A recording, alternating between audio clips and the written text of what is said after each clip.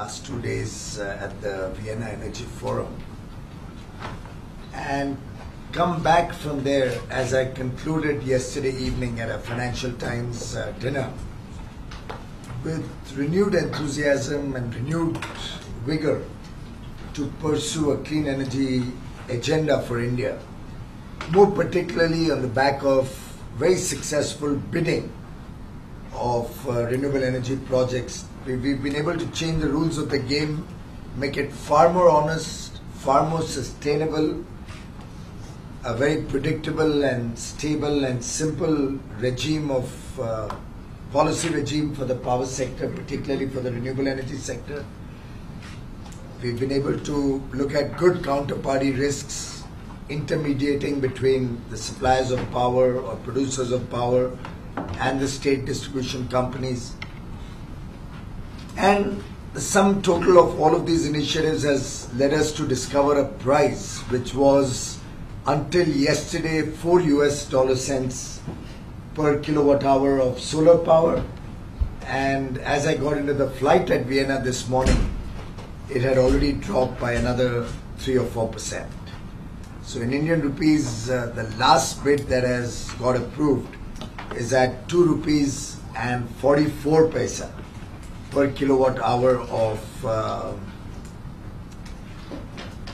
solar power. Of course, the state is Rajasthan, which is blessed with far more sun than the rest of the country. Also, we have the Solar Energy Corporation of India, SECI, intermediating. It's not a direct sale to a DISCOM. But it does give one a lot of confidence about the ability of renewable power to be cheaper than thermal power today, to be actually more attractive. So we are below grid parity in terms of renewable energy as we speak today.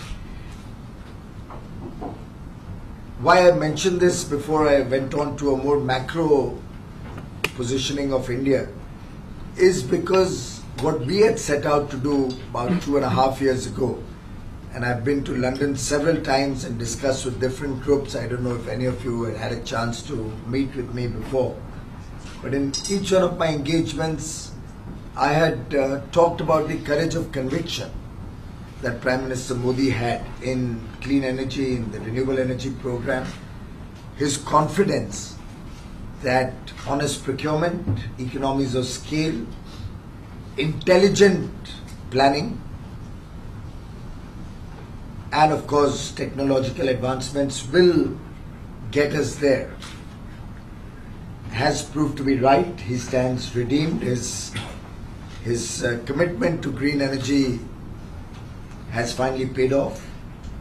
And as I often say, whilst very senior leaders of the world were talking about the inconvenient truth, Prime Minister Modi, when he was the Chief Minister of Gujarat, had already started working on convenient action. You know, he came out with a book titled Convenient Action, soon after Vice President Gore's book titled Inconvenient Truth. And ever since then, last 5-6 years, he's consistently followed a green path, an agenda for promoting clean energy in India. Solar, of course, is turning out to be quite a success story. Wind energy also has come down drastically in terms of pricing. The last contract which was bid out, and it was the only first bidding of 1 gigawatt, discovered a price of about $5. My own sense is that will also look at more affordable levels in the near future. India in the last 3 years has focused its efforts on creating an ecosystem where we are not looking at short-term gains, we are not looking at short-term plans. We are looking at bringing into India a framework which holds us in good stead for several years to come. In fact, several decades to come. The entire focus has been not on sorting out issues of an individual nature or sorting out problems faced by one or the other. The effort has been to create a framework which allows everybody an equal opportunity to invest, to do business, to work in India. helps people look at the long term, create a environment where investment becomes easy, where the policy framework in different sectors is quite predictable, it's simple to operate in. And each of the macro numbers that we have before us today, be it the world's fastest growing large economy, be it a country which has met its fiscal deficit targets consistently and is now aiming to go down even lower. By 2019, we are looking at a 3% fiscal deficit at the center. Inflation is significantly down over the last 3 years. Interest rates have seen softening of rates consistently over the last 2.5 years. Exchange currency, if you look at the 3-year CAGR, has been quite reasonable. I would think it would be about 3.5% over the 3-year period. My own sense, and I've said this on more occasions than one, that anybody who comes to India should take a longer term horizon. And on the longer term horizon, the Indian rupee is amongst the most predictable exchange rates. We may have had a few spikes and ebbs along the way, but on a longer term, we have always managed to go by about 3.5% depreciation in the past. On a personal note, I wish we would look at rupee appreciations in the years to come going forward, which would mean great news for all these subscribers to Masala Bonds. And in every respect, you can see things far more robust in terms of an investment climate in India. FDI probably is at the highest ever in Indian history right now. And going forward, my own sense is that the current account will also be reporting surpluses starting this year itself. So the long and short of it is that we are looking at a situation where the dreams that every Indian has for a better tomorrow are on the way of leading India towards greater prosperity. After all, 1 billion aspirational citizens is a huge market opportunity. And we are very delighted that the people of India are aspiring for a far better quality of life than what they have as of today. Because I believe that you only aspire for more, aspire for better, when you trust that the person running your country can deliver on your aspiration. If you look back 4 or 5 years ago, the sense of despondency that had set into India, the kind of, this is how it's going to be, this is the kind of life we are going to get, that mindset today has changed. Today there's a mindset of want, there's a mindset of desire, there's a mindset of confidence in each one in the country that things are getting better and will only get better henceforth. As they say, the best way to predict the future is to create it. I think Abe Lincoln said that. And that's what we are trying to do. We're trying to live our dreams. We're trying to live the dreams of every citizen of India. We're trying to accomplish things which were never accomplished before. And therefore, if one had followed Prime Minister Modi's statements before the elections, when he became Prime Minister, he had focused on a few, in India you call it Mool Mantras, certain basic principles or certain commandments on which he had promised his government would run. While of course there was the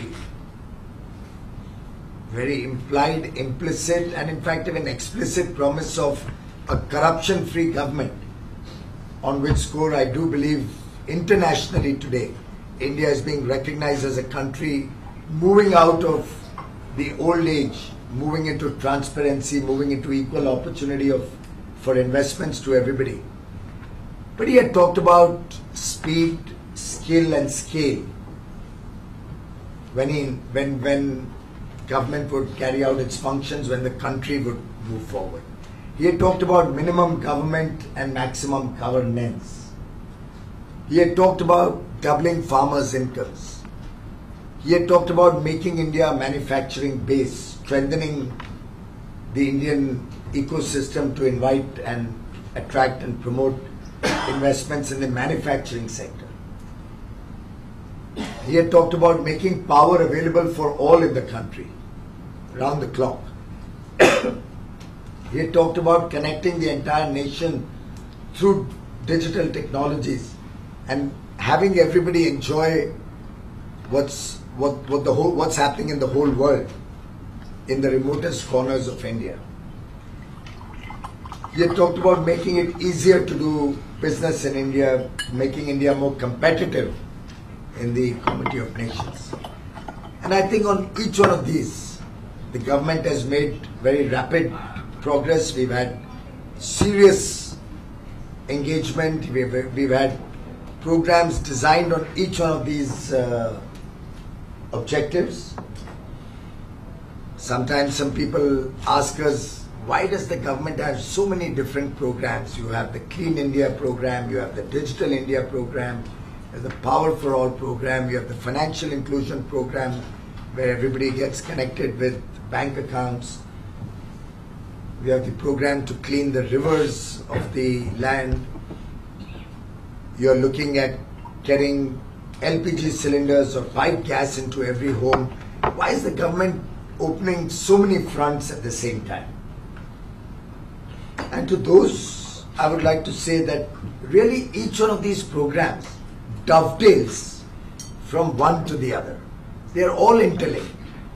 After all, the Clean India mission has a lot to do with the quality healthcare that we want every citizen to have. The cleaning of the rivers is intrinsically linked to better nutrition, to better healthcare for the children, and also to environment and pollution. When we talk of power for all, I think power is that fulcrum around which the entire ecosystem of development would ultimately rest. Yesterday at Vienna, we were talking about eliminating poverty and power for all, and how the two really mesh into one program. You cannot remove poverty unless you make sure that electricity is available for all. Because electricity gives you connectivity, it helps you with mobile connectivity, it helps you with quality education, it connects children of today with what's happening in the world, and the list can just go on and on. So keeping in mind this entire holistic development of an individual, the government has designed different programs. Effort is going on different directions.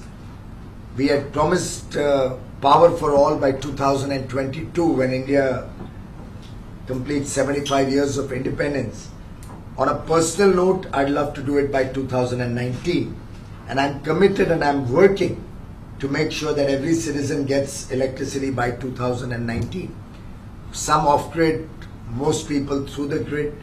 I'm working to make sure no farmer ever has to lose his crop for want of electricity or water which he could pump up.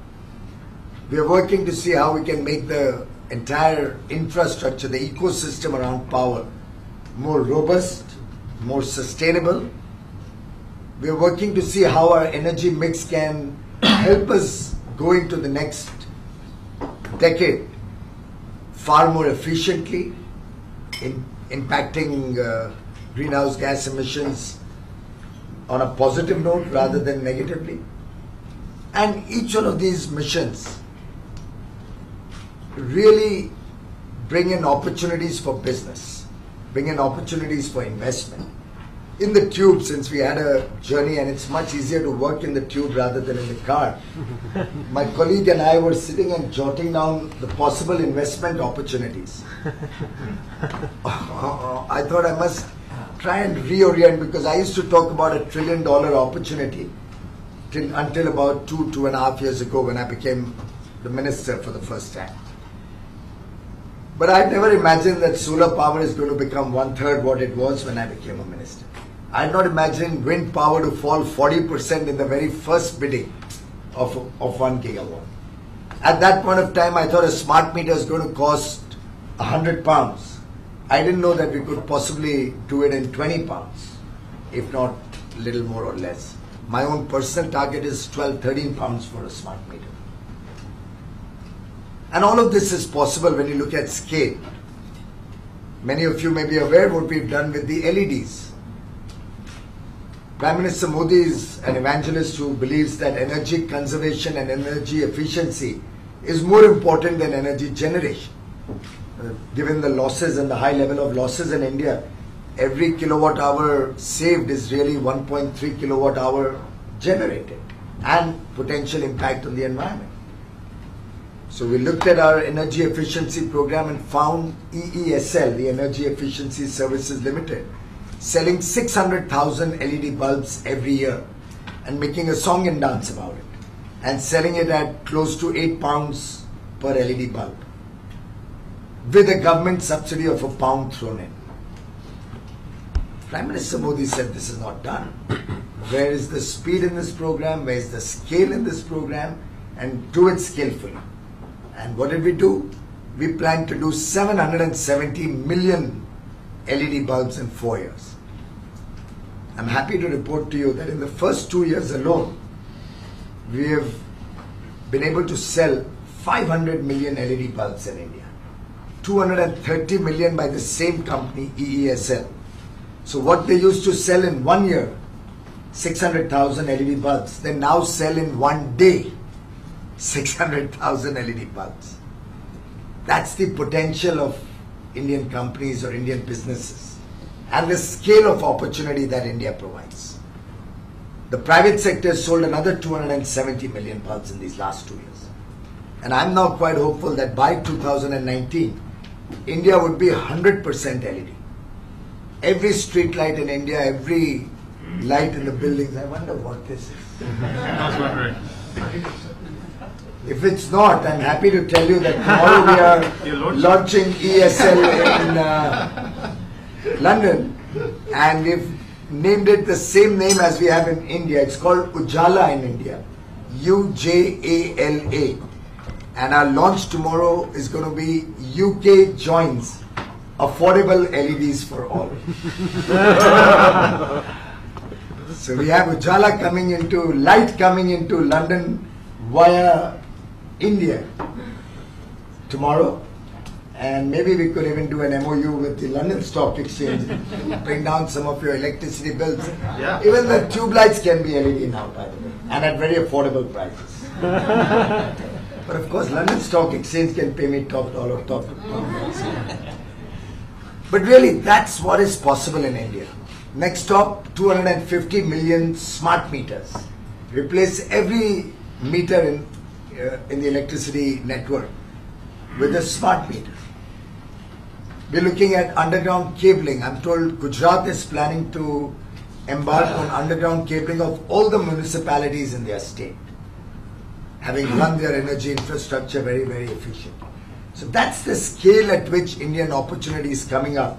While we did try to make hazard a guess of what kind of investments India would need until 2030 on the 4 sectors under me: power, renewable energy, coal and mining.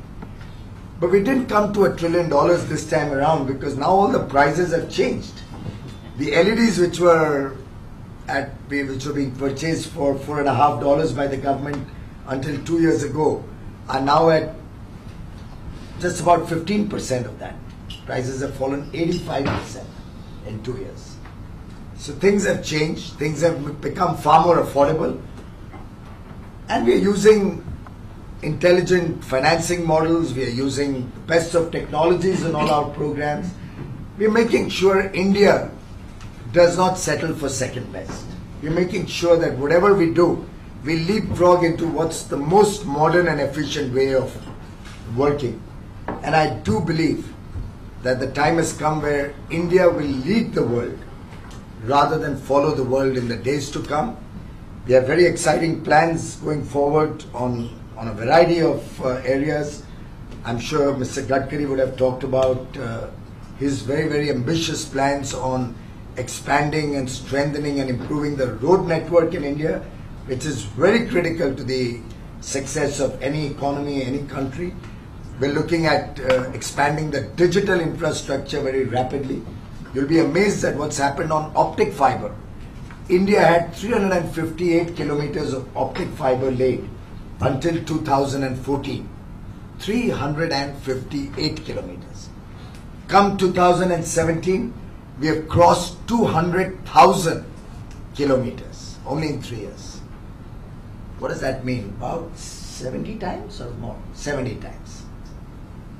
Of course, the base was low, but in a country of the dimension of India, to expand to 200,000 in less than 3 years just reflects the changing mindset, the changing confidence that government, the people and investors have in the country. India is open for investments. I'll invite all of you not to miss the bus, because if you had invested in masala bonds 2 years ago or a year ago, you'd have got at least 150 basis points more. Today, I think, Biswal, 7 point? No, sir. It's around, for this recent last masala bond, 10 basis points. What will be the, what's the effective interest rates on these bonds? 7? It's 7.25. 7.25. 200. So those who lose out on this opportunity, be prepared to earn less next time. But that's the story, that's India, that's the India of today. Dreaming, working, planning, aspiring for a far better tomorrow. And I assure you, ladies and gentlemen, that tomorrow is going to happen. We are committed to making it happen. I invite all of you to be a part of that journey. Thank you.